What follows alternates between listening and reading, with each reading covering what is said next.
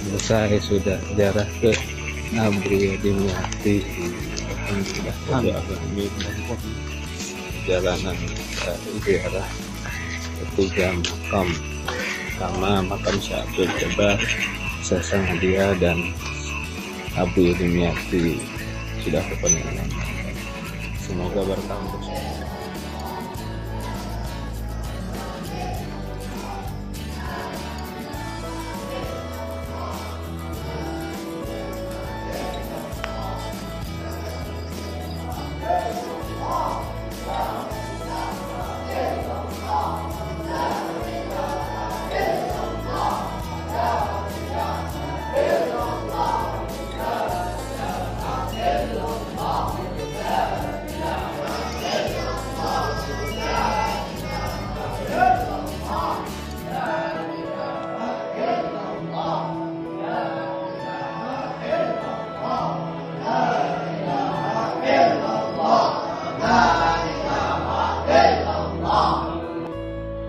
Alhamdulillah kita sudah ziarah tadi ya.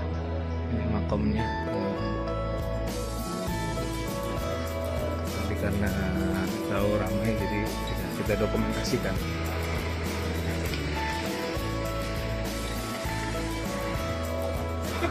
Harganya berapa?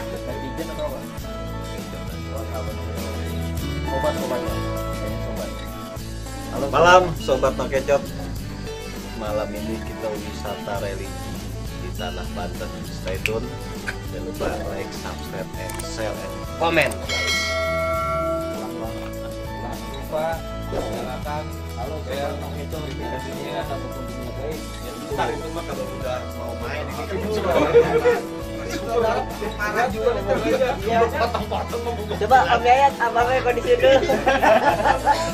Soalnya kita udah mulai mau siaran. Ya ini kan belum.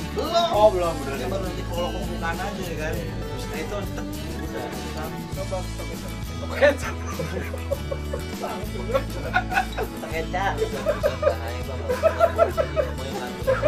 Kode bagaimana? Tadi kecil.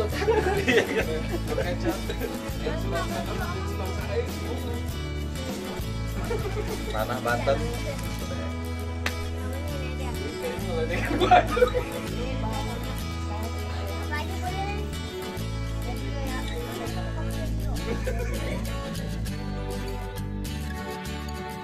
Assalamualaikum warahmatullahi wabarakatuh. Gimana kabarnya sobat Kecot? Semoga baik-baik saja. Hari ini kita wisata religi. Kebetulan kita sedang ada di makam Keramat Kebon Kopi, Pandeglang, Banten. Semoga teman-teman selalu diberkahi rahmat Allah dan kesehatan walafiat. Malam ini kita bersama narasumber yang sudah tidak asing lagi. Kebetulan beliau juga punya akun YouTube, channel YouTube. Silahkan di subscribe dengan kalimat dengan channel Majelis Nur 7 Kalimat Pusaka. Bersama saya sudah ada Ustadz Mansur. Kita malam ini ingin memberikan pengetahuan kepada rekan-rekan sobat Nokecop semua tentang apa itu teknik tenaga dalam atau ilmu pengetahuan tenaga dalam. Kurang lebihnya kita langsung saja ke Ustadz Mansur. Bagaimana Pak Ustadz kabarnya Pak Ustadz? Alhamdulillah, terima kasih, baik sekali. Alhamdulillah Pak Ustadz. Kita pengen tahu nih Pak Ustadz tentang tenaga dalam. Tenaga dalam. Pengetahuannya seperti apa sih tenaga dalam itu dan fungsinya dan bagaimana cara menggunakannya Pak Ustadz? Ya, tenaga dalam itu sebetulnya sebuah potensi yang terdapat pada setiap manusia, tergantung kepada kekuatan rohani. Makanya butuh tekad yang kuat ya, dan bagaimana kita mengolah potensi rohani tersebut sehingga kekuatan rohaninya ini bisa mengembang. Orang bilang aura gitu ya. Aura ini ataupun energi ini itu bisa menyebar luas, bahkan bisa membuat sebuah perisai atau benteng terhadap tindakan-tindakan kejahatan. Bahkan fungsinya banyak sekali gitu ya, sampai kita untuk memberikan proteksi pada suatu benda ya, bahkan kepada pengobatan. Sebetulnya bukan hanya untuk proteksi ya, untuk pengobatan. Pengobatan ini pun macam-macam, ada yang by touching dengan menyentuh, lewat media air, ataupun by distance, jarak jauh. Melalui apa? Melalui frekuensi. Nah, tenaga dalam ini berfungsi bisa melalui frekuensi. Nah, dari situlah kita digunakan biasanya untuk menggunakan proteksi daripada untuk melindungi kita dari kejahatan. Sehingga biasanya dicoba gitu kan ya. Ada uji coba, nyerang dengan kekuatan mungkin ada pencuri ataupun maling ataupun orang-orang yang ingin bertindak jahat, maka seketika dia akan jatuh, terpental, atau bahkan tidak sadarkan diri. Nah, itu tergantung gitu. Nah, kalau cara orang itu mengolah tenaga dalam yang ada di kita tuh gimana caranya, Pak Ustaz? Ya, rata-rata mereka, kita semua menggunakan olah nafas. Nah, yang dipadu dengan, kalau di majelis kita dipadu dengan zikir. zikir ya, Tata. Nah, iya. Berarti tetap ada baca-bacaannya gitu. Oh iya, supaya kita tidak sombong. Nah. Ada orang kan menyatakan tenaga dalam hanya olah nafas saja yang penting. Betul. Nah, ketika seseorang itu merasa memiliki kekuatan itu tidak disandarkan kepada Sang Maha Pencipta, yang terjadi biasanya ada keakuhan. Tapi kalau kita menyandarkan saya Allah, Allah, Allah gitu ya, berarti itu kekuatan dari Allah, bukan kekuatan diri kita. Jadi gini, Tata, bagaimana sih cara orang mengetahui ini dia tenaga dalamnya sudah keluar aktif, atau belum, gitu ya. sudah aktif atau belum, gimana tuh caranya, Tata? Ya memang butuh satu guru untuk mengaktifkan tenaga dalamnya supaya bisa lebih terpancar gitu ya, rohaninya. Dan memang kalau di tenaga dalam secara umum itu, seseorang itu biasanya butuh media untuk sebagai pemancar. Ibarat kata ini tubuh kita frekuensinya belum memancar dengan kuat, maka perlu diaktifkan lagi, gitu, dibuka lagi. Nah, kalau baca-bacaannya tuh, Tat, kalau sampai apakah sampai dengan puasa, sampai dengan apa tuh yang bahasanya puasa muti dan segala macamnya, itu biasanya bener nggak sih itu kalau begitu caranya? Nah, kalau dengan puasa itu sebetulnya sebagai media kita untuk lebih dekat dengan Allah, gitu. Iya. Jadi kekuatan kita sendiri kan memang dari rohani. Kalau kita pelajari bahwasanya tubuh kita itu ada ruh.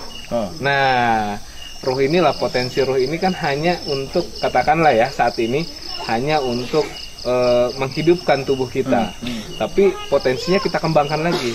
Dengan cara apa? Ya, ruh itu, perkara ruh hanya dari Allah. Makanya dengan puasa kita bisa lebih dekat dengan Allah. Kita bisa juga meminta potensi yang ada dalam tubuh kita supaya bisa lebih bermanfaat, bukan hanya untuk kehidupan secara organ tubuh, tetapi juga untuk kepentingan lainnya. Sobat Nokecot, itu. Jadi ayat Al-Quran itu bukan untuk disalahgunakan.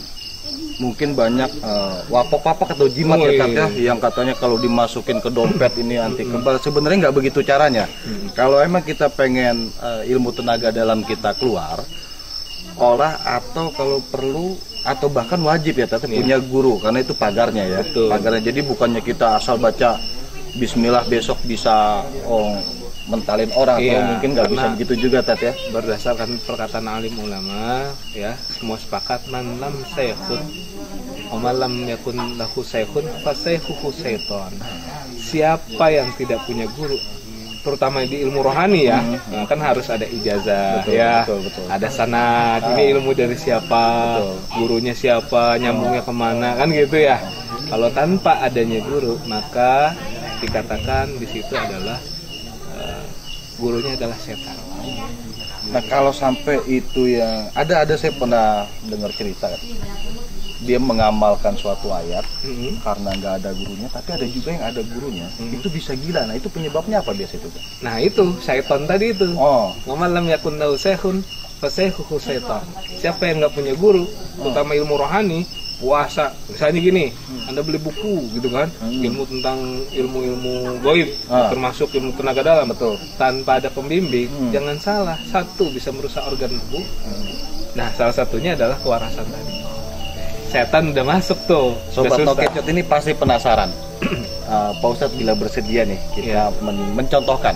Jadi ini bukan untuk kesombongan atau ria. Pak Ustadz bersedia untuk mencontohkan bagaimana teknik tenaga dalam itu pada saat kita gunakan untuk waktu-waktu tertentu. Betul. Pak Ustadz ya. Sobat Nokecot, penasaran? Stay itu.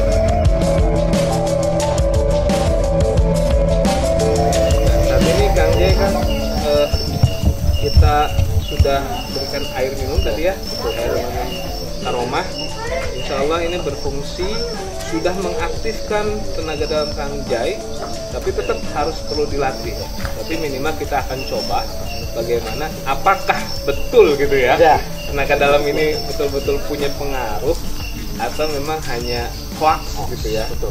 Sekarang Kang Jay sendiri yang akan merasakan. Mohon maaf dibantu ya. Bismillahirrahmanirrahim. Saya aktifkan dulu. A'udzubillahi minasyaitonirrajim. Bismillahirrahmanirrahim. Alhamdulillahirabbil alamin. Asyhadu an la ilaha illallah wa asyhadu anna Muhammadar Rasulullah. Allahumma shalli wa sallim wa barik ala sayyidina Muhammadin wa ala alihi wa sahbihi ajmain. Subhanallah walhamdulillah wa la ilaha illallah wallahu akbar wa la haula wa la quwwata illa billahil aliyyil azim. Allah.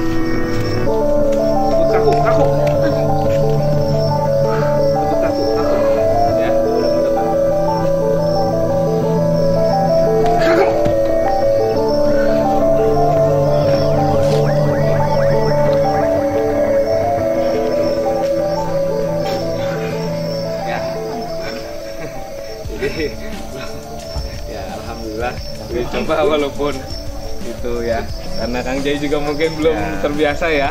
Tapi kerasa juga, lelah juga. Kerasa juga ya. Ada rasa sport jantung gimana gitu ya. Ngap juga. Apa tuh? Ya, kurang lebih demikian sih Kang Jay ya. Sedikit. Memang untuk tenaga dalam itu butuh latihan. Bukan hanya katakanlah keingintahuan seseorang untuk sekali, oh saya bisa juga nih belajar sendiri, nggak bisa juga. Harus ada orang yang melatih sehingga memang tenaga dalamnya betul-betul powernya ada, dan semakin lama kalau semakin dilatih akan semakin meningkat. Di sini Kang Hanif, gimana rasanya Kang Hanif? Capek ya. Tadi pas Bang Jay nahan itu pas kena sini. Oh gitu. Kena pundak. Iya. Kan Bang Jay tadi dorong ya. Itu kerasa kayak ada hentakan ke sini. Emang pas di deket ya, jarak 1 meter tuh kerasa ada lingkupan apa? Tahan. Perisai ya. Perisai. Gitu kan. Oke.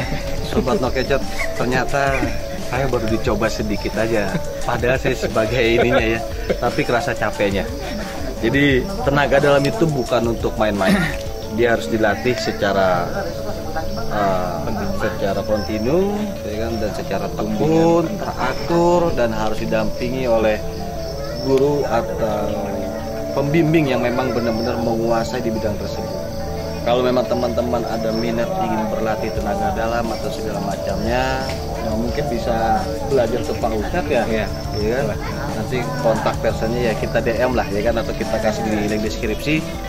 Karena tapi jujur teman-teman kalau ingin belajar tenaga dalam jangan untuk disalahgunakan. Karena saya pun tadi pribadi jujur ya, saya merasakan agak kebanting juga, sebenarnya agak lelah juga badan saya. Jadi sekali lagi, ilmu tenaga dalam itu bukan untuk disombongkan, dan ini bukan sebagai pertunjukan aksi disombongkan, bukan. Tapi ini untuk sebagai pengetahuan teman-teman, sahabat Nokecot semua, bahwasanya tenaga dalam itu memang benar ada dan bisa kita olah selagi kita mau berlatih secara terus-menerus dan dibimbing oleh guru yang memang sudah pakar atau ahlinya. Oke, sahabat Nokecot, untuk hari ini kita akan ketemu di waktu yang akan datang. Nokecot, gabrukan tanpa cekcok.